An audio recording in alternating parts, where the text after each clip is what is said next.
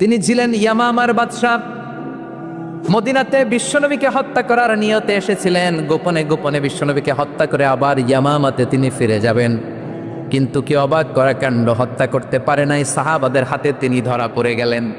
সাইয়েদনা সুমামা ইবনে উসাল রাদিয়াল্লাহু তাআলা আনহু হত্যার নিয়তে আসলেন, কিন্তু হত্যা করতে পারলেন না। সাহাবারা ওনাকে ধরে ফেললেন, ধরে মসজিদে নববীর পিলারের মধ্যে বেঁধে রাখলেন।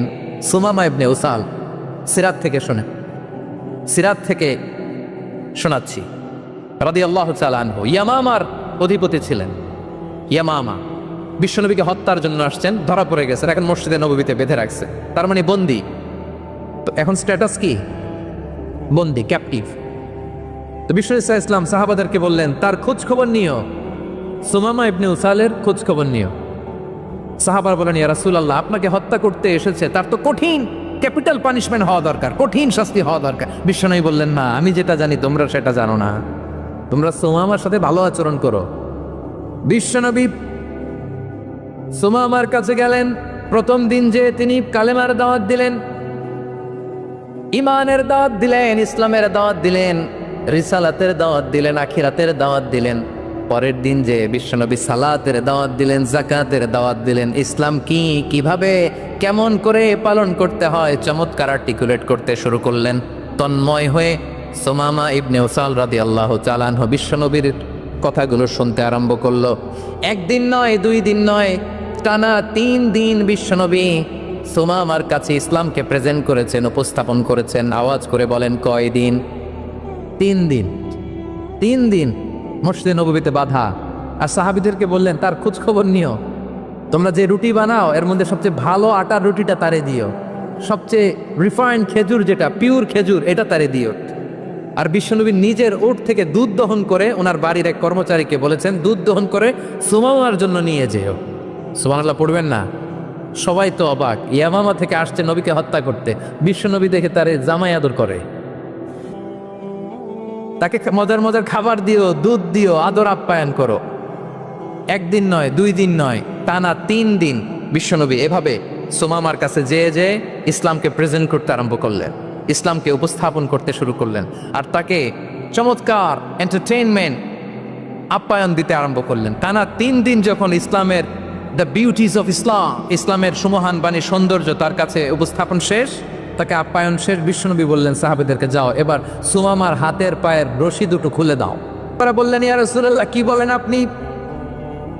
ও তো হত্যাকারী, সুযোগ পায় নাই, আপনারে মারতে পারে নাই, ছেড়ে দিলে আবারও আপনার উপর তলোয়ার নিয়ে ঝাঁপিয়ে পড়বে। নবী, এই সিদ্ধান্ত আপনি নিতে যাবেন না।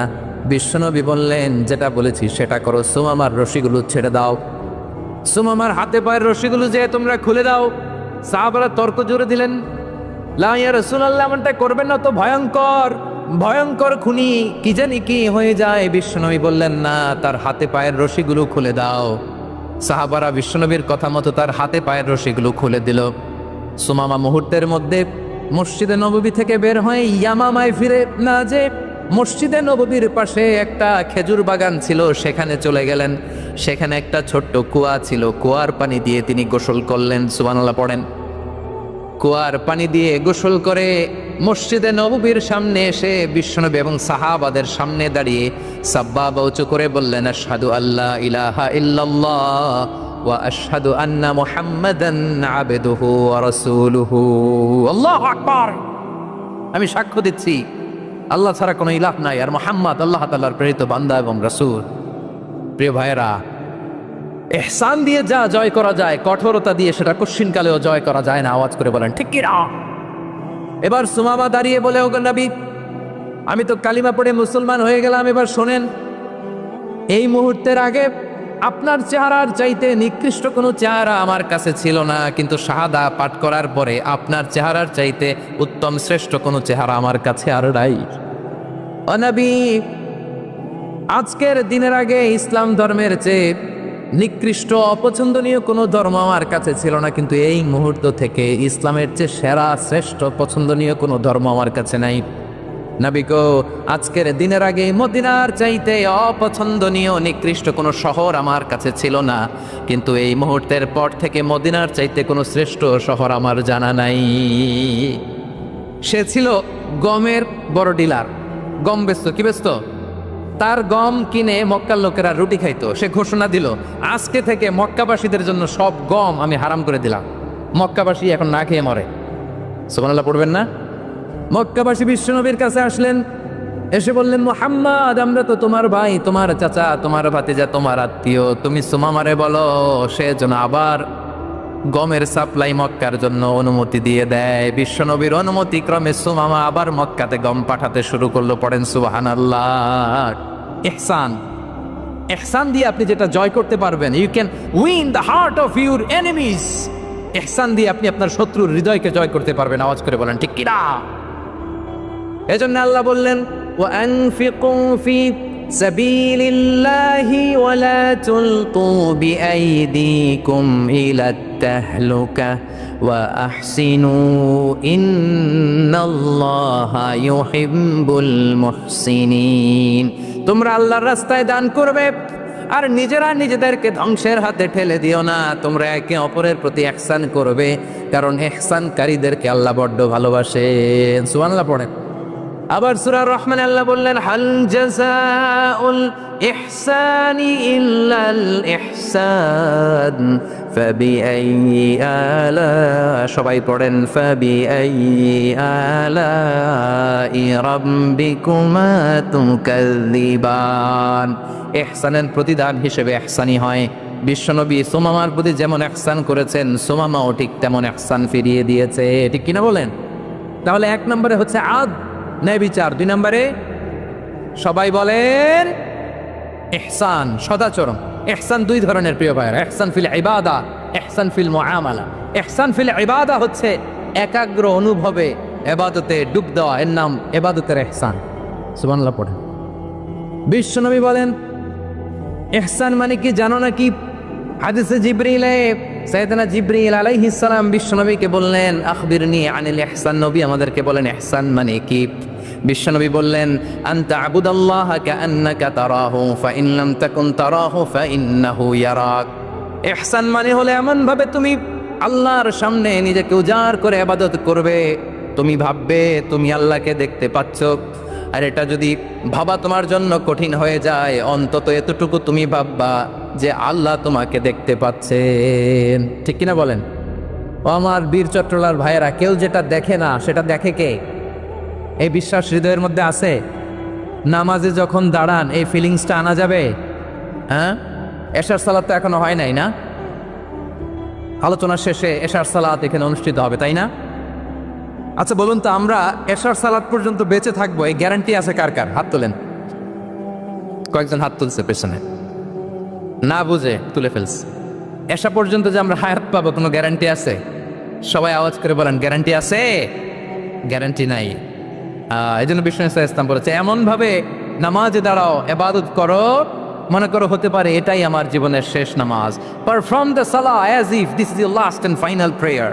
এমন ভাবে সালাতে দাঁড়াও, ভাবো হতে পারে এটাই তোমার জীবনের শেষ নামাজ। এমন ভাবে নামাজে দাঁড়াও, ভাবো এটাই শেষ নামাজ। তাহলে নামাজে একাগ্রতা বাড়ায় দিবে কে? ফলে ইবাদতের ইহসান আমাদের অর্জিত হবে। আর মুআমালাতে ইহসান হলো, বিশ্বনবী বলেন, ইন্নাল্লাহা তাবারাকা ওয়া তাআলা কাতাবাল ইহসানা আলা কুল্লি শাই ফাইদা কাতালতুম ফাআহসিনুল কিতলা ওয়া ইযা যাবাহতুম ফাআহসিনুয যাবহা ওয়ালিউহিদ্দা আহাদুকুম শাফরাতাহু ওয়ালিউরিহ যাবিহাতাহু। ইহসান 2 ধরনের। আওয়াজ করে বলতে হবে, কয় ধরনের? সবাই বলুন আওয়াজ করে, কয় ধরনের? একটা হচ্ছে ইহসান ফিল ইবাদা, ইবাদতে ইহসান। ইবাদতে ইহসান কি?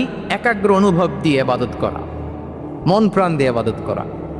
আর মুআমালাতে ইহসান কি? সব কাজে, দৈনন্দিন কাজে, কর্মে, সামাজিক অ্যাক্টিভিটিতে কোমলতা প্রদর্শন করা, অনুগ্রহের সাথে সবকিছু করা। আল্লাহ তাআলা, ইন্নাল্লাহা তাবারাকা ওয়া তাআলা কাতাবাল ইহসানা আলা কুল্লি শাই, তিনি সব কিছুর ব্যাপারে ইহসানকে আবশ্যক করেছেন। সবকিছু, মুমিনের সব কাজে ইহসানের পরশ থাকবে। ওয়া ইযা কাতালতুম ফাহসিনুল কিতলা, বিশ্বনবী বলেন তুমি যখন কাউকে হত্যা করো ইহসানের সাথে করো। সুবহানাল্লাহ পড়বেন না? যখন হত্যা করো তখনও ইহসানের সাথে। আচ্ছা হত্যা করবো আবার ইহসান আসবে করতে করে, তো মেরেই ফেলবো আমি। আল্লাহ, ও ভাই একজন খুন করেছে, খুনি, রাষ্ট্রীয় আইনে তার শাস্তি হয়েছে ডেথ পেনাল্টি, মৃত্যুদণ্ড।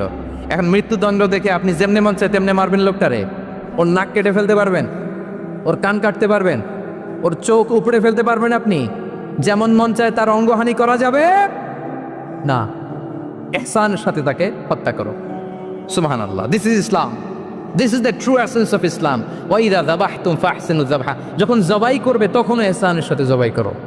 করবো জবাই, ওইখানেও নাকি ইহসান। আচ্ছা, কুরবানির দিন আমরা পশুগুলোরে কি করি বলেন সবাই আওয়াজ করে? জবাই। জবাই মানে তো এটার মেরেই ফেলতেছি, একটু পরে তো টুকরো টুকরো করে গোশতগুলো খাবো, এটা তো খাবো, এটা তো মেরেই ফেলবে। বিষ্ণু বলে না, জবাইয়ের মধ্যেও মুমিনের জবের ভেতরেও ইহসানের পরশ থাকা চাই। যখন জবাই করবে প্রাণীটাকে হাত পা টাইট করে বেঁধে নাও, ছুরিটাকে শার্পেন করে নাও, ধারালো করে নাও, যাতে অল্প সময়ে জবাইটা হয়ে যায়, প্রাণীটা যাতে কম কষ্ট পায়। সুবহানাল্লাহ পড়ে। দিস ইজ কল্ড ইহসান। ইহসান আল্লাহ তাআলা যেমনি আদলের আদেশ করেছেন, ন্যায় বিচার জাস্টিস এনশিওর করতে বলেছেন, সমাজে ইহসানের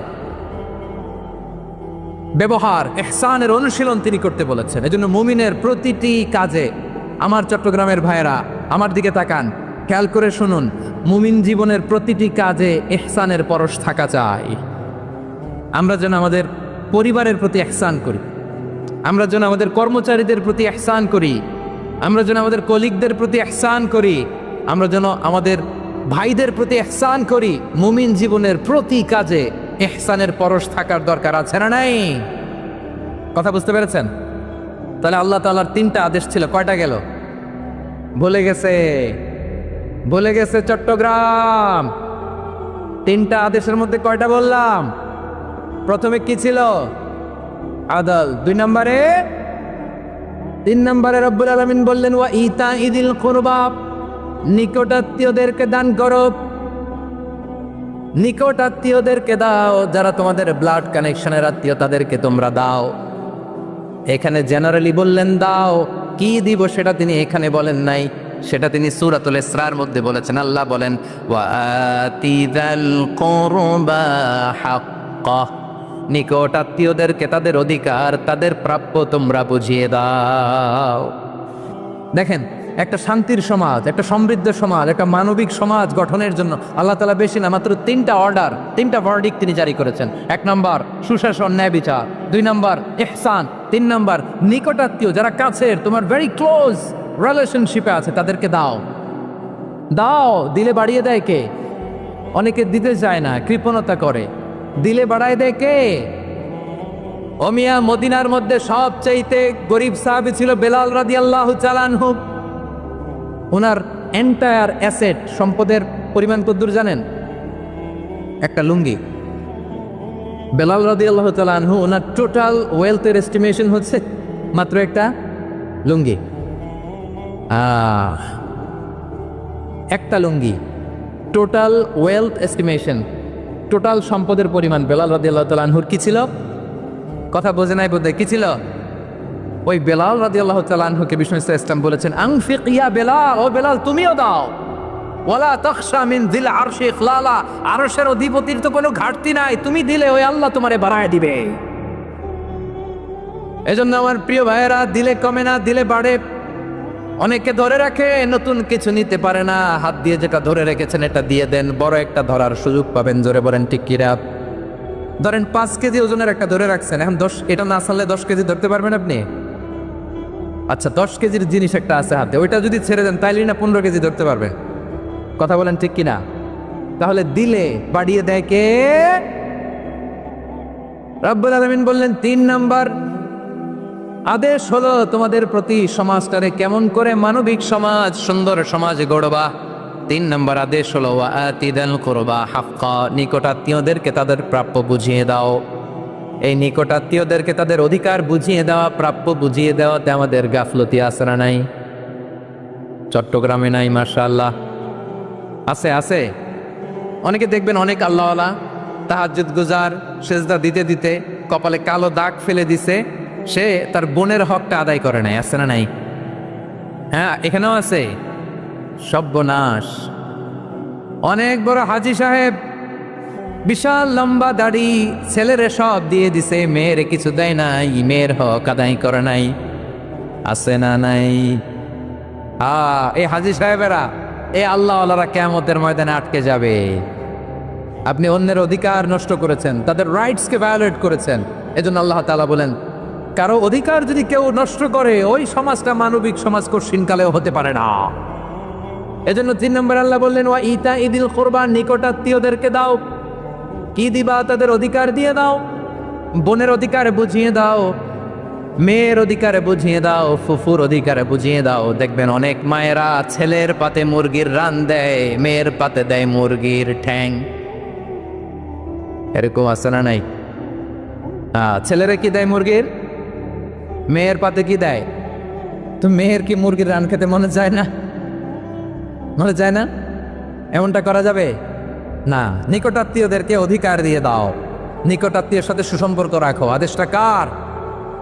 এজন্য প্রিয় ভাইয়েরা, জীবনে যদি বারাকা অর্জন করতে চান, নিকটাত্মীয়দের সাথে সুসম্পর্ক রাখতে হবে, তাদের জন্য উপহার পাঠাতে হবে। বিশ্বনবী বলেন, লা ইয়াদখুলুল জান্নাতা ফাতে, যে ব্যক্তি আত্মীয়তার সম্পর্ককে ছিন্ন করে দেয়, সে কঠিনকালেও আল্লাহর জান্নাতে ঢুকবে না। আপনি কি এটারে সহজ হাদিস মনে করছেন? এটা সহজ কথা? আপনি ভাবছেন আপনার নামাজ আপনার বাঁচাতে পারবে, আপনার রোজা বাঁচাতে পারবে, আপনার তাহাজ্জুদ আপনারে বাঁচাতে পারবে? অধিকার নষ্ট করলে কিছুই আপনারে বাঁচাতে পারবে। এজন্য নিকট আত্মীয়দেরকে দিতে হবে বেশি বেশি। বিশ্বনবী বলেন, ইন্না সাদাকাতা আলাল মিসকিনি সাদাকা ওয়া আলা যির রাহিমি ইসনাতান সাদাকাতুন ওয়া সিলা। মিসকিনরে দান করলে শুধু দানের সওয়াব হয়, নিকট আত্মীয়কে দান করলে 2টার সওয়াব হয়। সাদাকার সওয়াব হয়, আবার আত্মীয়তার বন্ধন অটুট রাখার সওয়াব হয়ে যায়। আবার বিশ্বনবী বললেন, মান সাররাহু আইয়ুবসাতা লাহু ফি রিজকিহি ওয়া ইউনসা লাহু ফি আসারিহি ফালইয়াসিল রাহিমা। যে ব্যক্তি তার রিজিকের প্রশস্ততা চায় আর হায়াতে বরকত চায়, সে যেন তার আত্মীয়ের সাথে সুসম্পর্ক রাখে। আমার প্রিয় চট্টলার ভাইয়েরা, আমাদের রিজিক বাড়ুক, এটা আমরা চাই কি চাই না? সবাই চান? হ্যাঁ, আমাদের রিজিকে প্রশস্ততা আসুক, চাই কি চাই না? আমাদের হায়াতে বরকত আসুক, আমরা চাই কি চাই না? এই 2টা যদি চান, তাহলে নিকট আত্মীয়দের সাথে সুসম্পর্ক রাখবেন। পারবেন? তাহলে সমাজটারে মানবিক সমাজ বানায় দিবে কে? 3টা আদেশ চলে গেল। কয়টা? আওয়াজ করে বলেন। 1 নম্বরে কি ছিল? 2 নম্বরে, 3 নম্বরে নিকট আত্মীয়দেরকে দান। আপনাদেরকে আরো শোনার আগ্রহ আছে? আপনাদের মনোযোগ আছে না গেছে? কষ্ট হচ্ছে না? মাশাআল্লাহ, মাশা। তাকবীর পড়ুন, লিল্লাহে তাকবীর। আমার প্রিয় ভাইরা, আল্লাহ তাআলা 3টা জিনিসের জন্য আদেশ করেছেন, অনুরূপভাবে 3টা বিষয়ে তিনি বারণ করেছেন, নিষেধ করেছেন। ওগুলোর কাছেও যাওয়া যাবে। শুনবেন। রাব্বুল আলামিন বলেন, ওয়ায়ানহা আনিল ফাহশাই ওয়াল মুনকারি ওয়াল বাগি। আমি যেমনি 3টি বিষয়ে আদেশ করলাম, অনুরূপভাবে 3টি বিষয়ে বারণ করলাম, নিষেধ করলাম। আমার 1 নম্বর নিষেধাজ্ঞা হলো অশ্লীলতার প্রতি। ফাহশা, ওয়ায়ানহা আনিল ফাহশা। আল্লাহ তাআলা অশ্লীলতাকে নিষেধ করেছেন। কোন জিনিসকে? সবাই বলুন, কোন জিনিসকে? যত ধরনের, যত টাইপের, যত ক্যাটাগরির অশ্লীলতা হতে পারে, সব অশ্লীলতাকে হারাম করেছেন কে? ফাহশা মানে কি? কথায়, কাজে, আচরণে, কমেন্ট, ফেসবুকের কমেন্টসে যত ধরনের নোংরামো আছে, যত ধরনের অশ্লীলতা আছে, এটাকে আরবিতে বলে ফাহশা। এটাকে কি বলে? রাব্বুল আলামিন বলেন, কুল ইন্নামা حرم ربي الفواحش ما ظهر منها وما بطن। ও নবী, আপনি বলে দেন, আমার রব প্রকাশ্য অপ্রকাশ্য, স্পষ্ট কিংবা অস্পষ্ট, দৃশ্যমান কিংবা অদৃশ্যমান সব অশ্লীলতাকে হারাম করেছেন। সব ধরনের অশ্লীলতা হারাম, সব ধরনের। আল্লাহ তাআলা আমাদেরকে অশ্লীলতা থেকে বাঁচান, অশ্লীলতা থেকে তিনি আমাদেরকে হেফাজত করুক। পড়েন আমিন। এবার বলেন, আমাদের সমাজে অশ্লীলতা আছে না নাই? চট্টগ্রামে নাই? আমি কই নাই, ওনারা বলে আছে। দেখছেন, আমি সামহাও বাঁচায় দেওয়ার ট্রাই করতেছি, ওনারা বলে আছে। অশ্লীলতা নানা ভাবে, নানা নামে, নানা মোড়কে আমাদের সমাজে আছে না নাই? সংস্কৃতির নামে, ফ্যাশনের নামে, বিনোদনের নামে উপন্যাসের নামে, কনসার্টের নামে অশ্লীলতা আছে না নাই? আপনি দেখেছেন কনসার্টগুলোর অবস্থা? এই যে আতিফ আসলাম যে আসছে আমাদের দেশে, তারপর কে কে আসছে, আমাদের তরুণ তরুণীরা, আমাদের যুবক যুবতীরা, আমাদের জেনজিরা, কি অবস্থা ওইখানে? হ্যাঁ, কি অবস্থা? কে বাঁচাবে ওদের? কে রক্ষা করবে ওদের ইমানের, ওদের চরিত্রের হেফাজতের গ্যারান্টি কে দিবে? কনসার্টের নামে অশ্লীলতা আছে না নাই? ছেলে মেয়ে একে অপরকে জড়ায় ধরতেছে, একে অপরকে চুমু খাচ্ছে প্রকাশ্যে, দীপালোকে, গণমানুষের সামনে। আল্লাহ তাআলা এই অশ্লীলতা থেকে আমাদেরকে বেঁচে থাকতে বলেছেন, বেঁচে থাকতে বলেছেন। রূপালী জগতের নামে অশ্লীলতা আছে না নাই? এই টার্মটা আপনারা জানেন না? রূপালী জগৎ কি জগৎ? আসলে কি রূপালী জগৎ না অন্ধকার জগৎ? আমার বোনেরা, আপনাদেরকে যে কি বলে তারা বুঝায়, রূপালী জগৎ শুনেই আপনি ভরকে যাবেন না। রূপালী জগতে যে নারী যত বেশি উলঙ্গ সে নাকি তত বেশি সাহসী। জানেন, বলে এটা একটা সাহসী নারী, খুব সাহসী পদক্ষেপ তার। যত বেশি শরীর থেকে কাপড় নামাতে পারবে, যত বেশি বস্ত্রহীন হয়ে নিজেকে প্রেজেন্ট করতে পারবে, সে নাকি তত বেশি সাহসী। আমার চট্টলার ভাইয়েরা, শয়তানের প্রথমে এজেন্ডা ছিল বনি আদমকে বস্ত্রহীন করা। সে আদম এবং হাওয়া আলাইহিস সালামকে নিষিদ্ধ গাছের ফল খাইয়ে তাদেরকে বস্ত্রহীন করেছে। এই জামিনেও সে আমাদেরকে বস্ত্রহীন করতে চাইবে। এই রূপালী জগতের নামে তারা এটা করে। আমার প্রিয় বোনেরা, আপনি জানেন না আপনার দাম কত? ওরা আপনাদেরকে বিজ্ঞাপনের সস্তা পণ্য বানাতে চায়। ওরা আপনাদেরকে ওদের ভোগের লিপসার টুলস বানাতে চায়। ওরা আপনাদেরকে দিয়ে ওদের খায়েশ পূরণ করতে চায়। এটা আপনাদের জন্য মোটেও ডিগনিটি নয়, এটা আপনাদের জন্য সম্মান নয়। আপনার সম্মান শালীনতায়, আপনার সম্মান হেজাবে, আপনার সম্মান ভদ্রতায়, আপনার সম্মান আপনার ডিসেন্ট পোশাকে। পোশাক বলে দেয় এই নারীটা ভদ্র না অভদ্র। পোশাক বলে দেয় এই মেয়েটা কোন ঘরের মেয়ে। আওয়াজ করে বলেন ঠিক কিনা? আপনি জানেন না আপনার এই সস্তা পণ্য বানায়, ভোগের পণ্য, বিলবোর্ডে আপনাকে উলঙ্গ করে উপস্থাপন করে। এই অশ্লীলতার সাথে ইসলামের কোনো সম্পর্ক। এজন্য আল্লাহ বলেন, আমি অশ্লীলতাকে হারাম করেছি। অশ্লীলতাকে হারাম করার প্রথম কারণ হলো এর মাধ্যমে মানবতাকে অপমানিত করা হয়। কারণ মানুষের সম্মান মানুষের পোশাকে। মানুষ যখন পোশাকহীন হয়ে যায়, বস্ত্রহীন হয়ে যায়, তার সম্মান কমে যায়, ঠিক কিনা?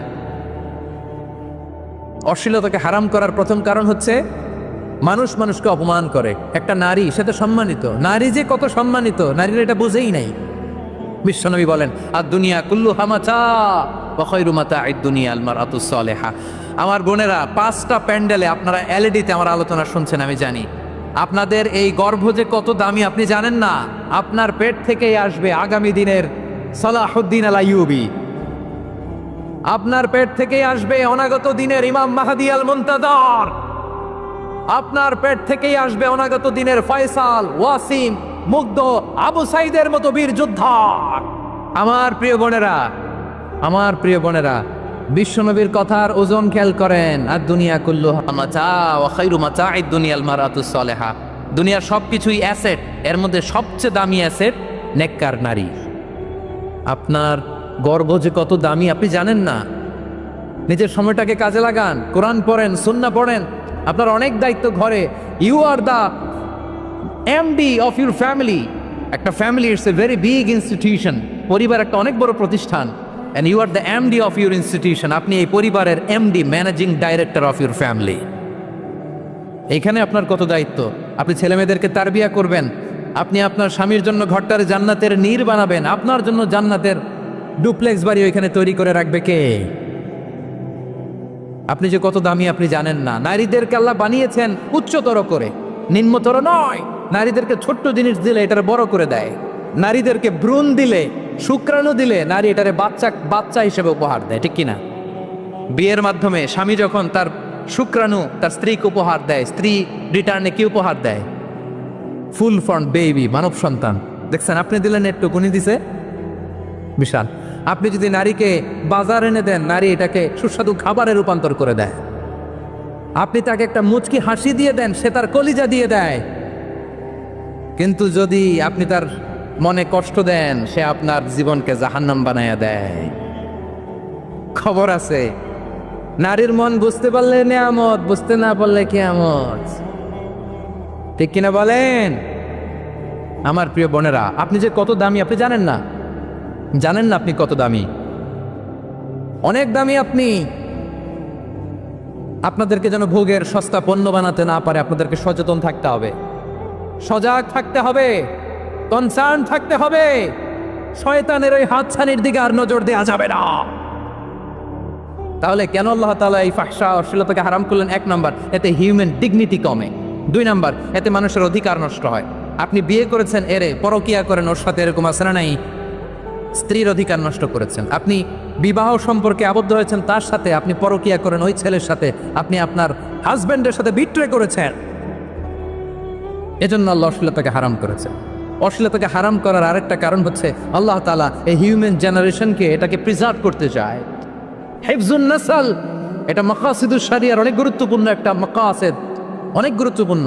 আপনার নাসল, আপনার জেনারেশনকে সংরক্ষণ করা। এই যে আসতেছে ফেব্রুয়ারি, কত ফেব্রুয়ারি জানো? এটা কি বিশ্ব ভালোবাসা দিবস? হ্যাঁ, কি দিবস? এই বিশ্ব ভালোবাসা দিবসের সাথে মুসলমানদের কোনো সম্পর্ক নাই। আমার প্রিয় ভাইরা, এই যে আপনি অবৈধ সম্পর্কে জড়ালেন, কেন আল্লাহ অশ্লীলতাকে হারাম করেছে দেখেন। বলতেছিলাম যে এটা আপনার নাসল, আপনার জেনারেশন, আপনার লিনিয়েজ, আপনার বংশকে প্রিজার্ভ করা। কে কার বাবা, কে কার মা, বাবা মা জানা, প্রজন্মকে প্রিজার্ভ করা, এটা ইসলাম ওয়াজিব করে দিয়েছে। এই যে অবৈধ সম্পর্কের কারণে, বিশ্ব বেহায়া দিবসের কারণে, এগুলোর আউটকাম, আউটপুট হিসেবে মাঝে মাঝে এই ঢাকা মেডিকেলের ডাস্টবিনে নবজাতকের বাচ্চার কান্নার আওয়াজ শুনতে পাওয়া যায়। চট্টগ্রাম মেডিকেলের ডাস্টবিনে নবজাতকের কান্না শুনতে পাওয়া যায়। বীর চট্টলার মুসলমানেরা বুঝতে পারলে আওয়াজ করে বলেন, এই যে চট্টগ্রাম মেডিকেলে যে নবজাতকটা পাওয়া গেল, ওর বাবাকে আমাকে বলেন, ওর বাবাকে, ওর মাকে, ও কোন ফ্যামিলির সন্তান কেউ জানে? আপনি হিউম্যান ডিগনিটিকে অপমান করেছেন না? আপনি তার ভবিষ্যৎকে অন্ধকার করেছেন না? আপনি তার লিনিয়েজকে প্রশ্নবিদ্ধ করে দিয়েছেন না? এই জন্য আল্লাহ তাআলা অশ্লীলতাকে আমাদের জন্য হারাম করে দিয়েছেন। পড়েন সুবহানাল্লাহ। এই জন্য রাব্বুল আলামিন বলেন, কুল ইন্নামা হারামা রাব্বিয়াল ফাওয়াহিশা মা যাহারা মিনহা ওয়া মা বাতান। প্রকাশ্য অপ্রকাশ্য সব অশ্লীলতাকে হারাম ঘোষণা করে দিয়েছে কে? আবার দুনিয়ার বুকে যারা অশ্লীলতার প্রসার করে তাদের জন্য শাস্তি মজুদ রেখেছে কে? রব্বুল আলামিন বলেন, ইন্নাল্লাযীনা ইউহিব্বুনা আন তাশিআল ফাহিশাতু ফিল্লাযীনা আমানু লাহুম আযাবুন আলীমুন ফিদ দুনিয়া ওয়াল আখিরাতি ওয়াল্লাহু ইয়ালামু ওয়া আনতুম লা তা'লামুন। নিশ্চয়ই যারা বিশ্বাসীদের মাঝে অশ্লীলতার প্রচার প্রসার করতে চায় তাদের জন্য আমি মর্মন্তুদ শাস্তি প্রস্তুত করে রেখেছি, দুনিয়াতেও রেখেছি, আখিরাতেও রেখেছি। ঘোষণাটা কার? যারাই নাটকের নামে, সিনেমার নামে, রূপালী জগতের নামে, মুভির নামে, ওটিটি প্ল্যাটফর্মের নামে আমার সমাজে অশ্লীলতা ছড়াতে চায় তাদের জন্য কঠিন মর্মন্তুদ শাস্তি মজুদ রেখে দিয়েছে কে? ও আমার বোনেরা, এখনো আপনি জাগবেন না? এখনো আপনার চিন্তার দুয়ারে এখনো নাড়া পড়ে নাই? ওরা আপনাকে উলঙ্গ বানাতে চায়, ওরা আপনাকে আইটেম গার্লস বানাতে চায়। এজন্য ইসলাম অশ্লীলতাকে হারাম করেছে। হারাম। ইসলাম বলেছে যোজন যোজন দূরে থাকো, ওরা বলে না কাছে আসো, কাছে আসার গল্প, ক্লোজ আপ ওয়ান, কাছে আসার গল্প আছে না নাই? চট্টগ্রামে তো এগুলো নাই মাশাআল্লাহ। হ্যাঁ, এখানেও আছে ক্লোজ আপ ওয়ান, কাছে আসার গল্প। আল্লাহ বলেন, ওয়ালা তাকরাবুজ জিনা, কাছেও এসো না, জিনা থেকে যোজন যোজন কিলো দূরে থাকো, ওরা বলে কাছে আসার গল্প। আমার বীর চট্টলার ভাইয়েরা, কাছে আসতে হলে আমরা কোরআনের কাছে আসব, কাছে আসতে হলে নবীর কাছে আসব, কাছে আসার গল্প হবে আমার রবের কাছে আসার গল্প। চিল্লায় বলো ঠিক কিনা? বসুন বসুন আমার ভাইয়েরা। তাহলে অশ্লীলতার সাথে আমাদের কোনো সম্পর্ক? সবাই বলতে পারেননি, আওয়াজ করে বলুন, অশ্লীলতার সাথে আমাদের কোনো সম্পর্ক? আমরা এই সমস্ত ক্লোজ আপ ওয়ান, কাছে আসার গল্পের প্রোগ্রামে যাব? আমরা কোনো ধরনের অশ্লীল কন্টেন্ট সোশ্যাল মিডিয়ায়, টিভিতে দেখব? কি যুগ যে আমরা কাটাচ্ছি আপনি কল্পনা করতে পারবেন না। পর্ন ইন্ডাস্ট্রি, নারী পুরুষের বস্ত্রহীন যুগল দৃশ্য, এটাকে দিয়ে ওরা কোটি ডলারের ইন্ডাস্ট্রি বানিয়েছে। পুরো মানব ইতিহাসে এরকম জঘন্য সময় মানব ইতিহাস পার করে নাই। পর্ন এটা ইন্ডাস্ট্রি হয়ে গেছে। আমাদের এই যুবকগুলো, জেনজিগুলো, ওদের চরিত্র বাঁচাবে কি করে? কেমন করে হেফাজত করবে ওদের এই মূল্যবান চরিত্র? আমার প্রিয় ভাইয়েরা, এই অশ্লীলতার দ্য লেটেস্ট ভার্সন হচ্ছে LGBTQ, শরীফ থেকে শরীফা। শুনছেন আপনারা? দেখতে পুরুষ, আসলেই পুরুষ, সুস্থ একজন পুরুষ, 4 সন্তানের বাবা, বলে আমি মনে মনে নারী। দেখতে নারী, সুস্থ নারী, আসলেই সে দিব্যি একজন নারী, বলে আমি মনে মনে পুরুষ। সবচেয়ে ভয়ঙ্কর অশ্লীলতার সবচাইতে লেটেস্ট ভার্সন হচ্ছে এই ট্রান্সজেন্ডারিজম। সুস্থ পুরুষ তার বায়োলজিক্যাল গ্রোথকে হরমোন দিয়ে স্টপ করে দিয়ে সে সার্জারি করে নারী হতে চায়। সুস্থ নারী পুরুষ হতে চায়। পুরুষ পুরুষের প্রতি সেক্সুয়ালি আকর্ষণ বোধ করে। এটা লূত আলাইহিস সালামের কওমের মধ্যে ছিল। এটাকেও আল্লাহ কোরআনে ফাহেশা বলেছেন। ওয়ালুতান ইয ক্বালা লিকওমিহি আতাতুনাল ফাহিশাতা মা সাবাকাকুম বিহা মিন আহাদিম মিনাল আলামিন। লূত আলাইহিস সালাম বললেন, তোমরা কি এমন এক অশ্লীল কার্যক্রমে ডুব দিলে নাকি যেটা গোটা বিশ্বের কেউ কখনো করে নাই? তোমরাই প্রথম করেছো। পড়েন নাউযুবিল্লাহ। এই পশ্চিমের এই রোগ আমার দেশে যেন আসতে না পারে, আমাদের সজাগ থাকতে হবে। প্রিয় ভাইরা, চিল্লায় বলেন ঠিক কিনা? পশ্চিমের অবস্থা ভয়ঙ্কর। পাশ্চাত্যে, আমি যুক্তরাষ্ট্রে ছিলাম অনেকদিন, কয়েক মাস, বিভিন্ন স্টেটে ঘুরেছি। গার্ডিয়ানরা উদ্বিগ্ন। ছেলে মেয়েদেরকে, ছোট্ট ছেলে মেয়ে, ওদেরকে জিজ্ঞেস করে, তুমি how do you feel right now inside yourself? তুমি ভিতরে ভিতরে কেমন ফিল করো? তোমার কি ছেলে ছেলে লাগে না মেয়ে মেয়ে লাগে? আচ্ছা বলেন, এই ছোট্ট বাচ্চাটা ওকে এগুলো জেন্ডার অ্যাসাইনমেন্ট বলতে এগুলো কিছু বুঝে? এইভাবে মিসগাইড করা হচ্ছে। কৌতূহল বশত ছোট্ট ছেলে যদি বলে আমার তো মেয়ে মেয়ে লাগে, তখন বলে যে না তুমি মেয়ে, ছেলে না। মা বাবা বাধা দিলে ওকে আলাদা গভর্নমেন্ট হাউসে নিয়ে যায়। ভয়ঙ্করতম অবস্থা। আমরা একটা সময়ে শুনতাম যে হুজুর আমার ছেলেটা খুব ভালো, হাফেজে কোরআন, আল্লাহওয়ালা। হুজুর আমার ছেলে দাড়ি রাখছে, আল্লাহওয়ালা। হুজুর আমার ছেলে 5 ওয়াক্ত সালাত জামাতের সাথে পড়ে, তার মানে আল্লাহওয়ালা। পশ্চিমে যে আমি কি শুনছি জানেন? ওরা বলে হুজুর আমার ছেলেটা ইউনিভার্সিটির একটা মেয়ের সাথে প্রেম করে, ও খুব আল্লাহওয়ালা, হুজুর দোয়া করবেন। এর কারণ ওদের কাছে আল্লাহওয়ালার ক্রাইটেরিয়া হচ্ছে হুজুর আমার ছেলেটা আরেক ছেলের পছন্দ করে নাই, আমার মেয়েটা আরেক মেয়েকে ভালোবাসে নাই, এজন্য আমার ছেলেটা আল্লাহওয়ালা, হুজুর ওর জন্য একটু দোয়া করে দিয়েন। কি চ্যালেঞ্জ ওরা ফেস করতেছে। ওনার ছেলে যে আরেক ছেলেরে বিয়ে করবে না, এটাতেই উনি খুশি যে আলহামদুলিল্লাহ আমার ছেলেটা একটা মেয়েরে ভালোবাসে, আমার মেয়েটা একটা ছেলেরে ভালোবাসে, মানে এটা হাক্কু আল্লাহওয়ালা। নাউজুবিল্লাহ পড়তে পারলেন না? এজন্য অশ্লীলতার সাথে আমাদের কোনো সম্পর্ক। রাব্বুল আলামিন বলেন ওয়ায়ানহা আনিল ফাহশাই ওয়াল মুনকারি ওয়াল বাগি। 3টা জিনিসকে আমি নিষিদ্ধ করলাম। 1 নাম্বার হলো ফাহশা, অশ্লীলতা। 2 নম্বরে হলো মুনকারের সমস্ত মন্দ কাজ। আপনাদের মনোযোগ আছে না? শেষ করে দিব? আর 2-1 মিনিট শুনবেন? আচ্ছা বলি তাহলে, আর 2-1 মিনিট।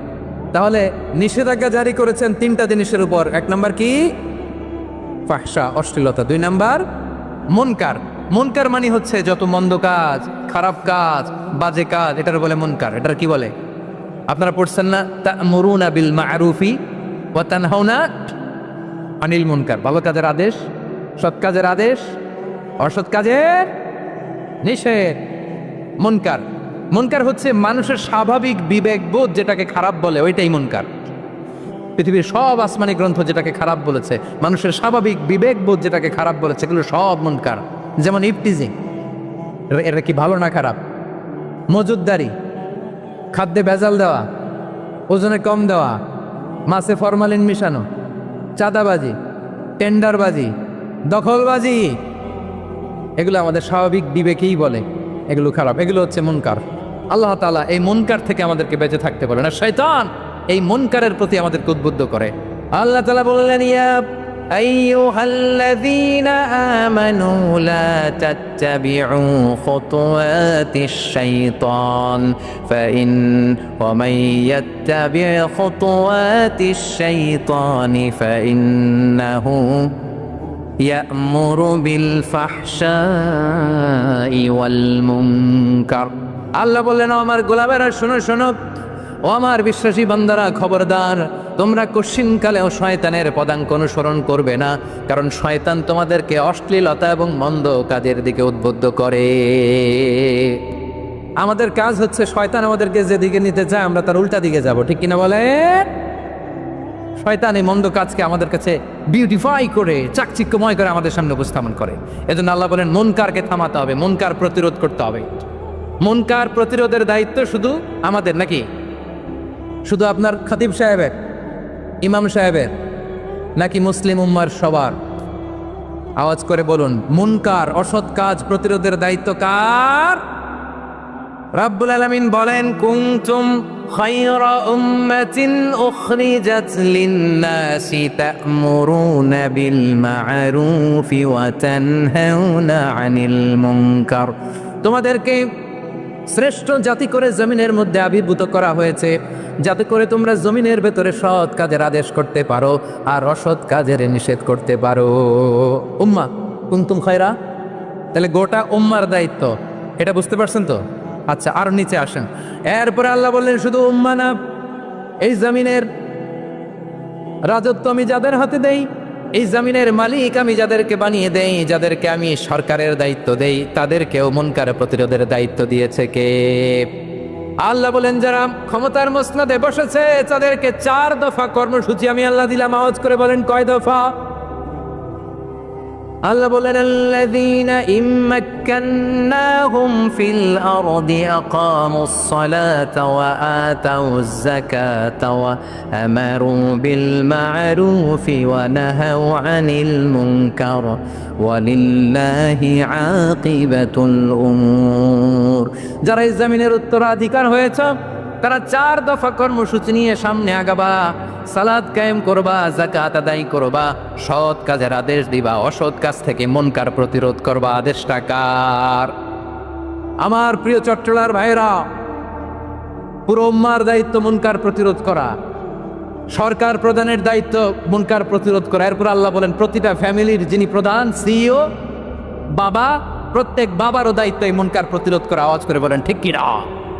যেমনটি সাইয়েদনা লুকমান আলাইহিস সালাম ওনার কলিজার টুকরা সন্তানকে আদেশ করেছেন, ইয়া বুনাইয়া আকিমিস সালাতা ওয়া'মুর বিল মা'রুফি ওয়ানহা আনিল মুনকার। পড়েন সুবহানাল্লাহ।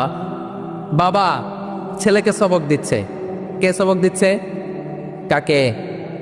লুকমান আলাইহিস সালাম ছেলেকে বলতেছে, ওরে আমার কলিজার টুকরা সন্তান, ওরে আমার বাছা, নামাজ কায়েম করবা, সৎ কাজের আদেশ দিবা, আর মুনকার প্রতিরোধ করবা, অসৎ কাজ, সমাজ থেকে খারাপ কাজকে ঝেঁটে বিদায় করে দিবা।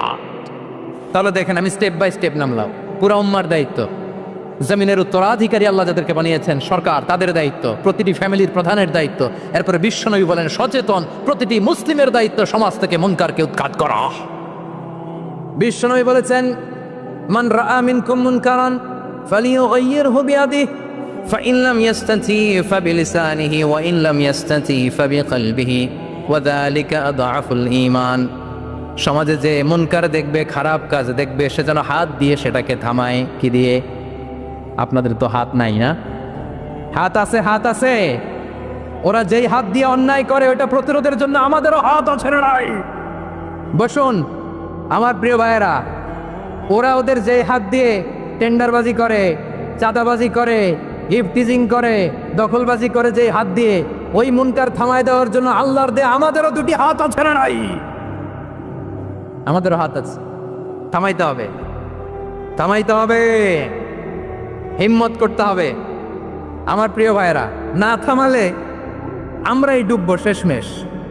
আমাদের বাঁচার জন্য হইলেও থামাইতে হবে। রব্বুল আলামিন বলেন, ওয়াত্তাকু ফিতনাতাল লা তুসিবান্নাল্লাযীনা যালামু মিনকুম খাসসা। ও আমার গোলামেরা, ওই আযাবকে ভয় করো যে আযাব যখন আমি জমিনের বুকে পাঠাই শুধু জালেমদেরকেই মারি না, আলেমদেরকেও মারি। আযাব যখন আসে তখন শুধু জালিমই মরে না, আলেমও মরে। জানেন, মুসা আলাইহিস সালামের পায়ে একবার একটা লাল পোকা কামড় দিয়েছে, লাল পিঁপড়া। লাল পিঁপড়া কামড় দিলে খুব আরাম লাগে না? কি লাগে? হ্যাঁ, জলে না? লাল একটা পিঁপড়া কামড় দিছে,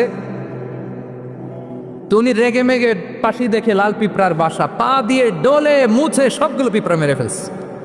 এই ঘটনাটা আল্লাহ ঘটিয়েছেন এজন্য মুসা আলাইহিস সালাম ছিলেন কালিমুল্লাহ, সরাসরি আল্লাহর সাথে কথা বলতেন। তিনি আল্লাহকে জিজ্ঞেস করেছিলেন, আল্লাহ তুমি যখন কোনো জনপদে আযাব পাঠাও, শাস্তি দাও, ওখানকার শুধু জালেমরাই তো মরে না, ভালো মানুষগুলাও মরে, তো আযাব দিবা মুশরিকদের উপর দিবা, অবাধ্যদের উপর দিবা, ভালো মানুষগুলারে মারো কেন?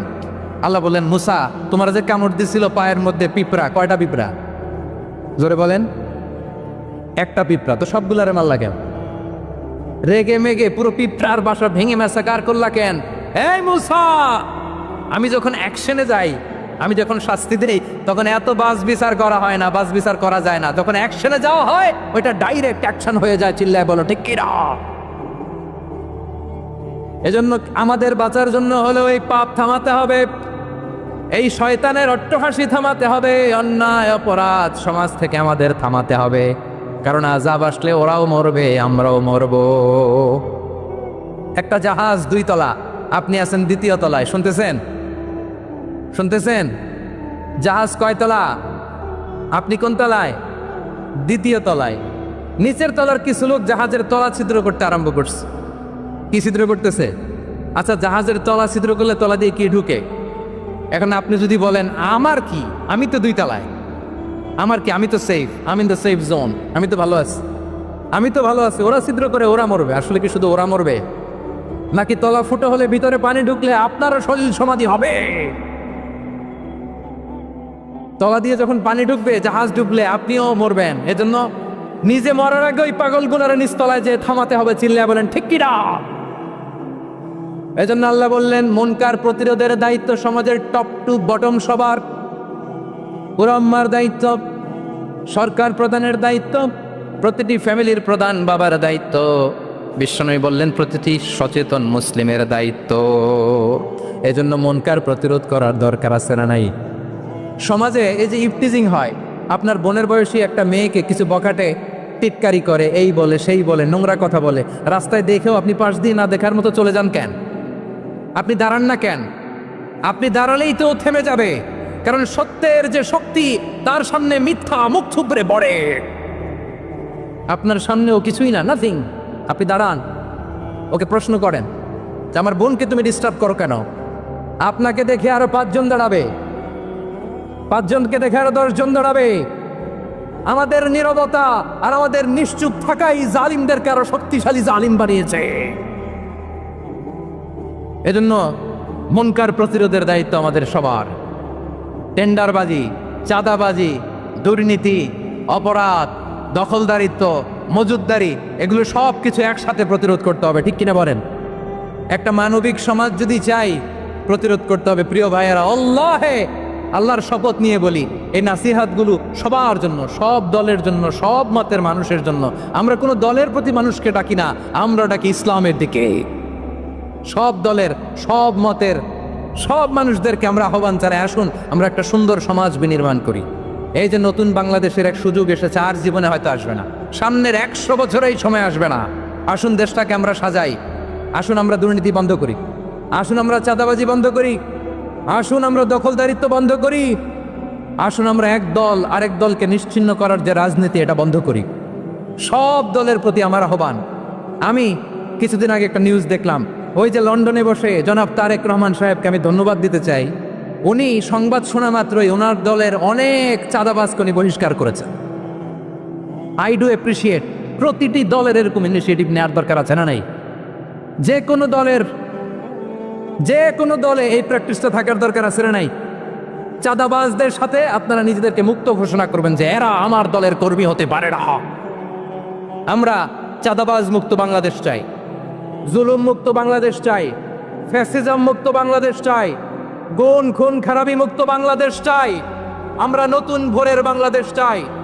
ওই বাংলাদেশ পাওয়ার জন্য মুনকার প্রতিরোধে, অন্যায় প্রতিরোধে যদি বাঘের বাচ্চার মতো, আবু সাইদের মতো দুই হাত উঁচু করে বুককে টান টান করে প্রসারিত করে দাঁড়াতে হয়, রাজি আছো মুসলমান? কারা কারা রাজি? আল্লাহকে হাত দেখিয়ে প্রতিজ্ঞা করো। আমার প্রিয় ভাইয়েরা বসুন, বসুন আমার ভাইয়েরা। রাব্বুল আলামিন বলেন, ওয়ায়ানহা আনিল ফাহশাই ওয়াল মুনকারি ওয়াল বাগি ইয়াইযুকুম লাআল্লাকুম তাযাক্কারুন। বসুন। আল্লাহ বললেন, আমি অশ্লীলতাকে নিষেধ করি, আমি সব ধরনের মন্দ কাজকে নিষিদ্ধ করি, সব শেষে আমি সীমা লঙ্ঘনকে তোমাদের জন্য নিষিদ্ধ করি। আলোচনা মনে আছে তো, না ভুলে গেছেন? নিষিদ্ধ করেছেন কয়টা জিনিস? 1 নম্বরে অশ্লীলতা, 2 নম্বরে মুনকার তথা সব মন্দ কাজ, 3 নম্বরে আল বাগি সীমা লঙ্ঘন, ক্রসিং দ্য লিমিট। সীমা লঙ্ঘন করা ভালো না। We all should know all limits. চিল্লা বলেন ঠিক কিনা?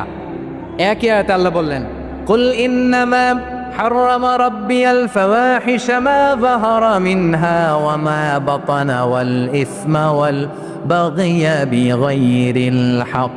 অন্যায় ভাবে যে অবাধ্য হয়, যে সীমা লঙ্ঘন করে, তাদেরকেও আমি এটা হারাম করে দিলাম। সীমা লঙ্ঘন করা হারাম, সীমা লঙ্ঘন করা হারাম। আল্লাহ বারবার বারবার আমাদেরকে ওয়ার্নিং দেয়। যখন আমরা থামি না তখন আল্লাহ ধরে, আর যখন ধরে তখন ছাড়ে না। ধরে ধরে ধরে না, ধরলে আল্লাহ। ফেরাউনকে কিন্তু হুট করে ধরে নাই, আপনারা জানেন? 9 বার ওয়ার্নিং দিয়েছে ফেরাউনকে। আল্লাহ তাআলা ওয়ার্নিং দিয়েছিল কয়বার? বীর চট্টলার বীর সেনানীরা আওয়াজ করে বলেন, ফেরাউনকে ধরার আগে ওয়ার্নিং দেওয়া হয়েছিল কয়টা? রাব্বুল আলামিন বলেন, ওয়ালাকাদ আতাইনা মূসা 9 আয়াতিন বাইয়িনাত। 9টা মুজিজা দেখিয়েছি। 1 2 3 বারবার এইভাবে রিমাইন্ডার, ওইভাবে রিমাইন্ডার, এইভাবে নাসিহাত, ওইভাবে দাওয়া। ফাকুলা লাহু কওলান লাইয়িনা, নরম করে বলো, সফট করে বলো। যত ওয়ে হতে পারে দাওয়া মেথডোলজি মুসা আলাইহিস সালামের সব অ্যাপ্লাই শেষ। 10ম বারে যে আল্লাহ ধরছে, 10ম বারে যে ধরেছে। এজন্য আল্লাহ বলেন, আমি সীমা লঙ্ঘনকে পছন্দ করি না। কোরআনের অন্য আয়াতে বাগীকে বলা হয়েছে আল ইতিদা। সীমা লঙ্ঘন যারা করে তাদেরকে আল্লাহ বলেছেন মুতাদিন। وقاتلوا في سبيل الله الذين يقاتلونكم ولا تعتدوا إن الله لا يحب